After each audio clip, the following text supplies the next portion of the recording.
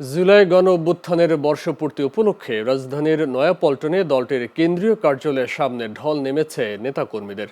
সকাল থেকেই ঢাকা বিভাগের বিভিন্ন জেলা থেকে নেতাকর্মীরা ব্যানার ফেস্টুন নিয়ে কার্যালয়ের সামনে সমবেত হন।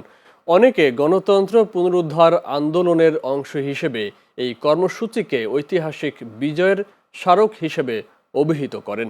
আন্দোলনে অংশ নিয়ে একাধিক নেতা বলেন, গণতন্ত্র পুনরুদ্ধারের যে আন্দোলন সংগ্রাম হয়েছে তার প্রতিটি অংশে ভূমিকা রেখেছে বিএনপি। আগামী দিনে কোনো ধরনের ফ্যাসিবাদ মাথাচাড়া দেওয়ার চেষ্টা করলে দমন করা হবে শক্ত হাতে। দুপুর 2টায় শুরু হওয়া এই বিজয় র্যালিতে অংশ নেন দলের মহাসচিব মির্জা ফখরুল ইসলাম আলমগীর সহ শীর্ষ নেতারা।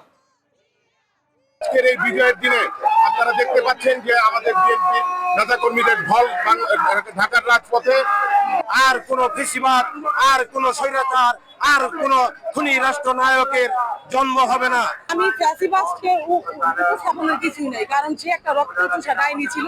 এটা বাংলাদেশের 18 কোটি মানুষের জানা আছে। আর যদি উদযাপনের কথা বলেন তাহলে আমরা অত্যন্ত খুশি, যেমন ফ্যাসিস্ট স্বৈরাচারী নমরুদ এই দেশ থেকে পালিয়েছে। আজকে আপনি দেখেন সারা বাংলাদেশে ফ্যাসিস্ট বিরোধী যত দল আছে প্রত্যেকটি দল নিজ নিজ ভাবে তারা তাদের আনন্দ উপভোগ করছে।